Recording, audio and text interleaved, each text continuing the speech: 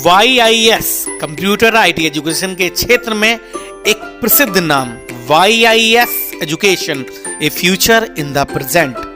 Accounting के क्षेत्र में ऐसे कोर्स जो आपकी जॉब के लिए होंगे अति महत्वपूर्ण। आज के दौर को देखते हुए ऐसे रोजगार परक कार्यक्रम जो आपको बनाएंगे आत्मनिर्भर और करेंगे आपकी स्किल्स को डेवलप। तो आज ही जुड़े YIS से।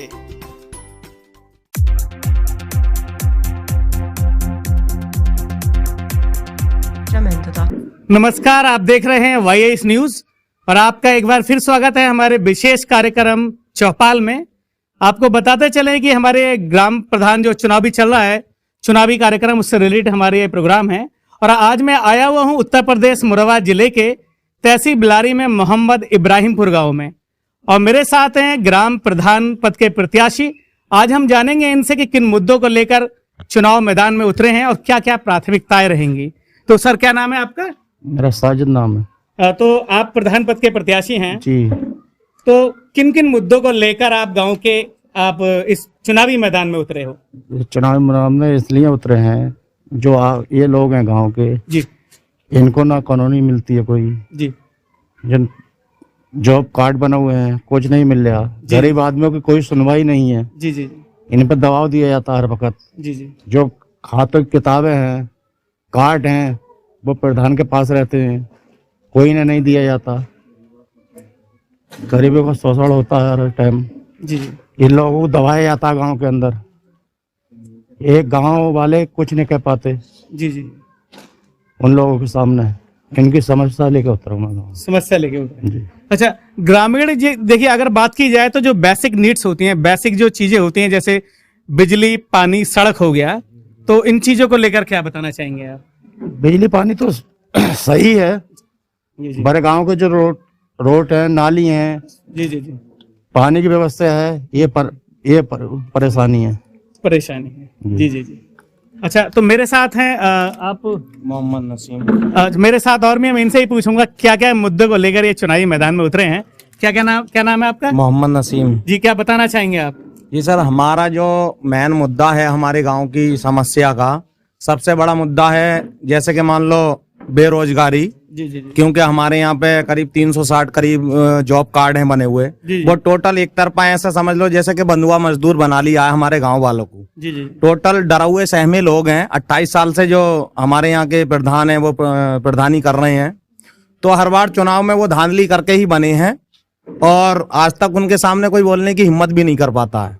जैसे मान लो मेन मुद्दा कॉलोनी का हुआ, तो कॉलोनी अगर आती है उसमें कोई भी गरीब आदमी है बेचारा अपनी मर्जी से एक ये समझ लो चिराग रखने के लिए ये डिमांड नहीं कर सकता कि साहब मेरे इसमें कॉलोनी में एक अलमारी बनवा दो या ताक बनवा दो। नहीं, उनकी मर्जी से होगा।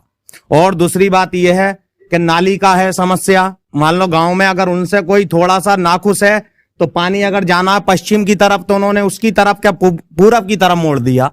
ना कोई तालाब में का पानी का है और सड़कों की हालत भी ऐसी है कि आज तक 28 साल से जो शोषण हो रहा है हमारे गांव का, वो इसलिए हम उतरे हैं। और ये तो खास रिश्तेदार हैं आपस में, आज तक कोई हिम्मत नहीं कर पाया उनके सामने लड़ने के लिए। भैया अल्लाह ताला ने हमें ऐसा प्रत्याशी दिया, इन्होंने हिम्मत करी है उनके सामने लड़ने के लिए। तो गांव वालों को इनसे काफी उम्मीदें हैं। क्या गांव वालों की उम्मीदों पे ये खरा उतरेंगे और गांव का पूरा करीब 80% सपोर्ट भी साजिद भाई के साथ में है।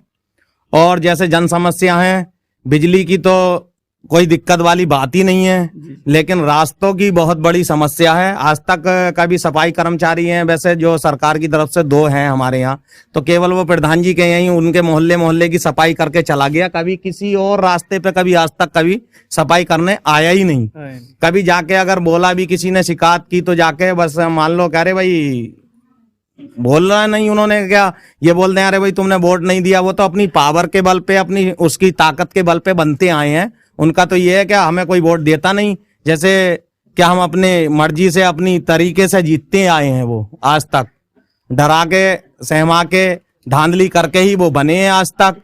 तो पूरी जनता इन पे इतना भरोसा करा है, क्या इनकी टक्कर के प्रत्याशी हैं, इसलिए पूरी जनता इन्हें सपोर्ट कर रही है और इंशाल्लाह हमारी पूरी जीत भी होगी। जी जी जी। हाँ। अच्छा, तो मेरा लास्ट क्वेश्चन आपसे है ये कि वॉइस न्यूज चैनल के माध्यम से क्या अपील करना चाहेंगे आप? अपील करना, आप लोगों को बहुत बधाई है जब आप लोग कह लो आए हैं, आपका शुक्रिया है। जी, गांव के लिए क्या अपील करना चाहेंगे ग्रामीणों से? ग्रामीण से यही अपील है, ये आप बिना दबाव वोट दें, मेरे सपोर्ट करें जी बिल्कुल। इनका, ताकि मैं आगे लिए काम करता रहूं। जी जी और पूरा गांव ये बलदाव चाह रहा है, जी जी इसलिए मैं इनके साथ उतरा हूं। जी जी। तो ये थे मेरे साथ ग्राम मोहम्मद इब्राहिमपुर के प्रधान पद प्रत्याशी मोहम्मद साजिद जी। अभी हम जो और भी प्रत्याशी हैं उनसे भी हमारी वार्तालाप रहेगी, जानेंगे क्या क्या है उनके विकास के मुद्दे। तो जुड़े रहिए मेरे साथ वाईएस न्यूज के साथ। बहुत बहुत धन्यवाद।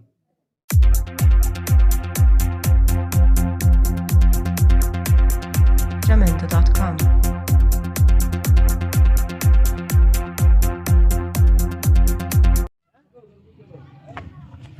नमस्कार, आप देख रहे हैं वाईएस न्यूज और मैं यहाँ आया हुआ हूँ उत्तर प्रदेश के जिला मुरादाबाद के बिलारी तहसील के ग्राम मोहम्मद इब्राहिमपुर में। चूंकि जैसा कि आपको पता है कि हमारा स्पेशल प्रोग्राम चल रहा है चौपाल को लेकर, जिसमें मैं आया हुआ हूँ मोहम्मद इब्राहिमपुर गांव में।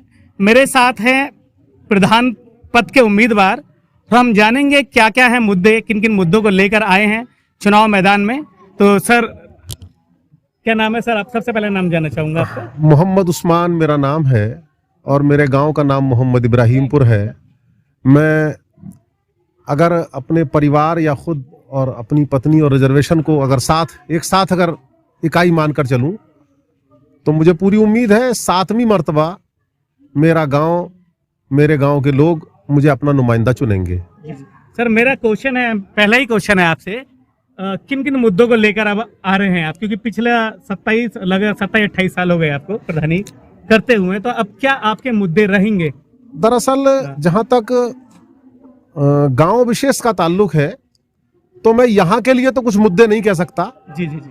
अलबत्ता जो संविधान प्रदत्त पंचायतों को अधिकार है, उसी के लिए हमारा एक अभियान लगातार चल रहा है।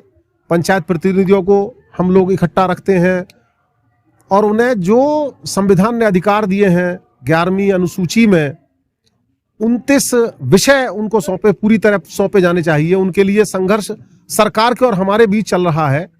उसमें जब हम खुद ही इस बात के लिए संघर्ष करते हैं कि पंचायतों को मजबूती दी जाए, उनके प्रतिनिधियों को मजबूती दी जाए, उन्हें अधिकार दिए जाएं, तो फिर जब हम अपनी पंचायत की बात करेंगे तो लगातार इसको आदर्श बनाया गया है और हमेशा आदर्श रखने की बात इसमें की जाती है।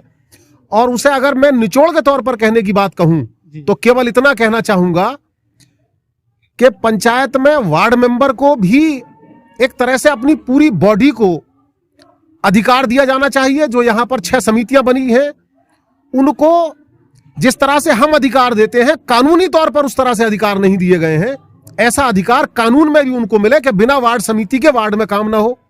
जो पंचायत को निधि मिलती है वो उन वार्डवार तकसीम की जाए और उन समितियों के माध्यम से लाजमी तौर पर बिना उनके स्वीकृति के खर्च ना हो, कुछ इस तरह का प्राविधान इसमें किया जाए। मैं इसके अलावा भी अगर बात करूंगा तो जो पंचायत को डेवलपमेंट के लिए पैसा मिलता है, वो सारा पैसा बिना किसी कमीशन के अब तक खर्च किया गया है। जी जी।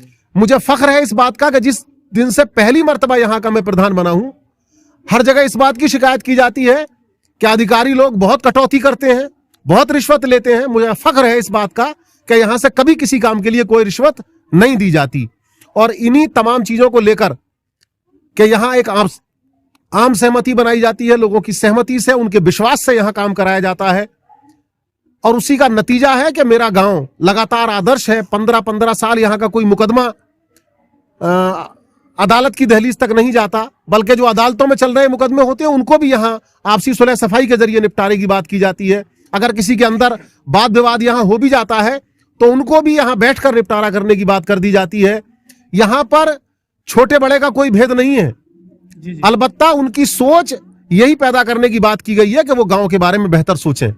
फिर भी जब आप मुद्दों की बात करेंगे तो यहां का शिक्षा के मामले में मुद्दा यह है कि पहले जिस समय मैं प्रधान बना, मेरे इस गांव की जो शिक्षा की स्थिति थी वो 5% थी, आज वो 95% पहुंच गई है और नई पीढ़ी में 100% है। ये 95 भी इसलिए है कि जो पुराने बुजुर्ग हैं वो उनमें साक्षरता कम रह गई है, इसलिए ये 95% है।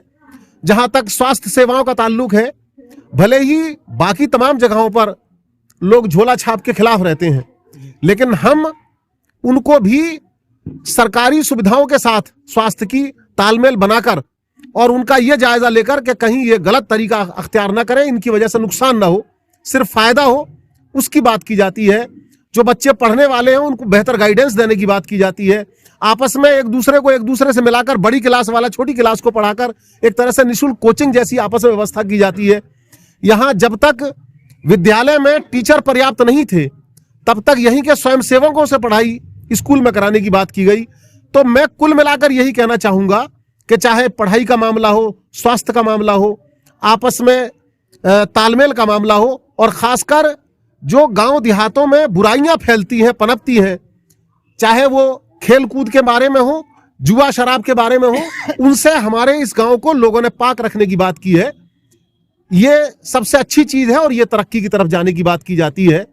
मैं आपके इस चैनल को भी कि उसने यहाँ पर आकर मेरे विचार जानने की कोशिश की, मेरे गांव तक आने की बात की, मैं ये उम्मीद करूंगा कि मेरा ये संदेश बाकी पंचायतों तक भी पहुंचे और लोग पढ़े लिखे अच्छे नुमाइंदों को चुने और केवल चुनकर अपनी जिम्मेदारी ना निभाएं, बल्कि चुनने के बाद भी वो अपनी जिम्मेदारी इस शक्ल में निभाए कि जिसको नुमाइंदा चुने उसके साथ हमेशा बैठते रहें, बैठकों में हिस्सेदारी करते रहें और एक तरह से उसकी लगाम अपने हाथ में ही रखें। सर एक क्वेश्चन मेरा और, चुनाव जीतने के बाद में क्या प्राथमिकताएं रहेंगी आपकी? जहां तक चुनाव के जीतने का और उसके बाद की प्राथमिकताओं का ताल्लुक है, मैंने वो तमाम चीजें जो अभी भी उन मुद्दों पर यहां कुछ भी होने से रह गई हैं, मैं उन पर काम करने की मेरी कोशिश है। अलबत्ता एक बड़ी खास बात है, मैं जनता से भी एक खास मुद्दे पर अपील करना चाहूंगा। मसलन सरकार की तरफ से या पंचायत की तरफ से जिन चीजों को स्थापित कर दिया जाता है, चाहे वो नाली हो, खड़ंजा हो, कोई लाइट हो, कोई भी काम हो, कोई इमारत हो, वो जब बना दी जाती है तो उसकी हिफाजत करने में लोग अपनी हिस्सेदारी नहीं करते। अगर नल की चेन खराब हो जाएगी तो उम्मीद यही करेंगे कि पंचायत इसमें डाले। अगर आपस में वो 10 लोग पानी पीते हैं, मोहल्ले के 25 लोग पानी पीते हैं, तो अगर वो 50 रुपए स्वयं भी अगर उसमें खर्च कर लिया करें तो शायद वो सबसे बेहतर बात होगी। तो मैं इस भावना के साथ भी कि लोगों के अंदर यह भावना पैदा हो कि वो पंचायत के जरिए भी, सरकार के जरिए भी जितने काम होते हैं उनको अपना समझे। हाँ, एक बड़ी खास बात होती है कि जितनी सरकारी स्कीमें हैं वो सरकारी मानकों के आधार पर मिलती है। अलबत्ता अगर किसी को उसकी स्कीम का फायदा नहीं मिलता है, भले ही वो पात्र ना हो, तब भी अगर उसे कोई आकर भड़काता है कि तुमको अभी मकान का लाभ नहीं मिला, आवास का लाभ नहीं मिला, टॉयलेट का लाभ नहीं मिला, तो वो भड़क जाता है। उसे लगता है शायद मेरा हक मुझे नहीं मिला। अलबत्ता वो उसका पात्र नहीं है।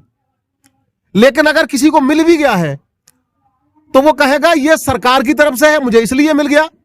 और अगर नहीं मिला है तो जिम्मेदारी पंचायत प्रतिनिधियों पर डाली जाती है और आसानी से उसके खिलाफ लोग हो जाते हैं। एक और खास बात भी होती है, अगर किसी को इंक्रोचमेंट करना है, पंचायत प्रतिनिधि ने उसको रोक दिया, अगर उसने किसी के साथ ज्यादती कर दी, पंचायत प्रतिनिधि ने उसको डांट डपट कर दी, इन चीजों का भी लोग बुरा मानते हैं। और यह लोकतंत्र की एक बड़ी भारी कमी है कि इसमें कहीं ना कहीं वोट लेने के लिए बार बार जाना पड़ता है और वोट में फिर उसकी आदमी का निजी एजेंडा होता है।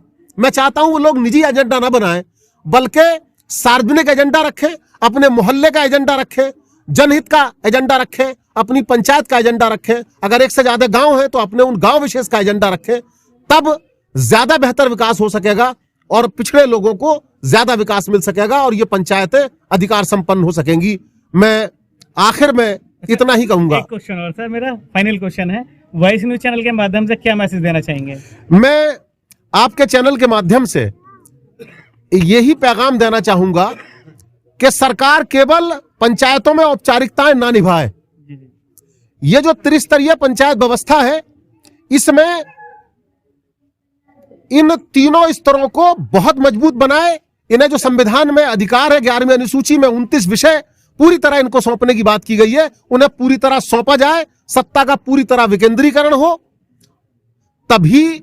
और इसकी सबसे खास बात यह होगी कि पंचायत स्तर पर जो लोगों की समस्याएं हैं, जो अपने काम है, उन काम के लिए उन्हें बाहर जाना ना पड़े, बल्कि सारी सुविधाएं उन्हें पंचायत पर मुहैया हो, सारी पंचायतों में अपना कार्यालय हो, उनका पूर्णकालिक सचिव हो, ये सारी सुविधाएं मिले, तभी पंचायतें अपना अस्तित्व बचाने में कामयाब होंगी। और त्रिस्तरीय पंचायतों में क्षेत्र स्तर पर जो ब्लॉक का प्रतिनिधि ब्लॉक प्रमुख चुना जाता है और जो जिला प्रमुख जिला अध्यक्ष चुना जाता है जिला पंचायत का, इनका चुनाव भी जनता के माध्यम से हो। जो चुने हुए प्रतिनिधियों से जो किया जाता है उन्हें कहीं ना कहीं खरीद फरोख्त होती है, उसका भी इसमें हर हालत में रोक लगनी चाहिए।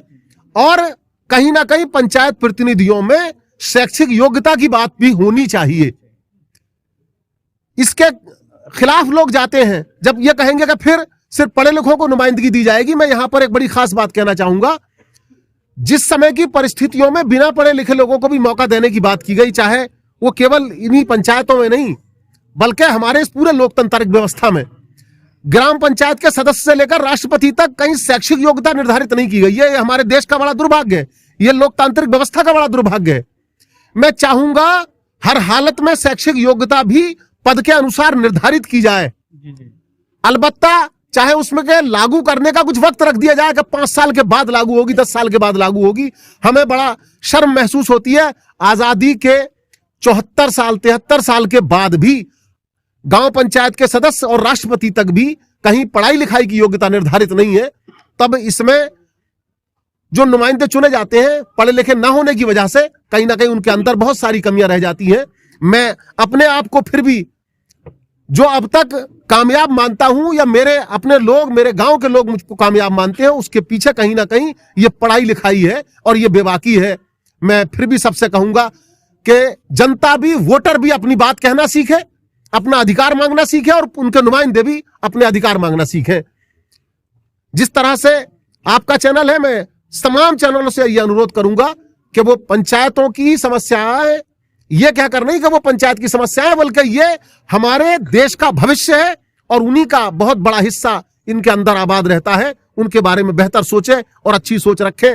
नुमाइंदे जो चुनाव लड़ते हैं वो चुनाव की लड़ाई केवल चुनाव तक सीमित रखें, लड़ाई के बाद जो जीत गया उसी के साथ वो भी सहयोग की भावना रखें और उसमें गांव का विकास सरे फहरिस्त रखें। मैं फिर से आपके चैनल का धन्यवाद करता हूं, जिन्होंने मेरी बात सुनी, चैनल पर देखी, मैं उनका भी धन्यवाद करता हूं और उम्मीद करता हूं मेरे संदेश को सब जगह तक पहुंचाया जाएगा और वो सब अपनाने की बात करेंगे। तो ये थे, हम थे इस समय मोहम्मद इब्राहिमपुर गांव में। मेरे साथ है प्रधान पद के उम्मीदवार श्रीमान मोहम्मद उस्मान जी। यहाँ बहुत सारी बातचीत हुई हमारी। ऐसे ही हम नए नए गाँव में चौपाल के कार्यक्रम के माध्यम से लोगों को मैसेज देते रहेंगे। तो देखते रहिए आप YAS न्यूज़। बहुत बहुत धन्यवाद।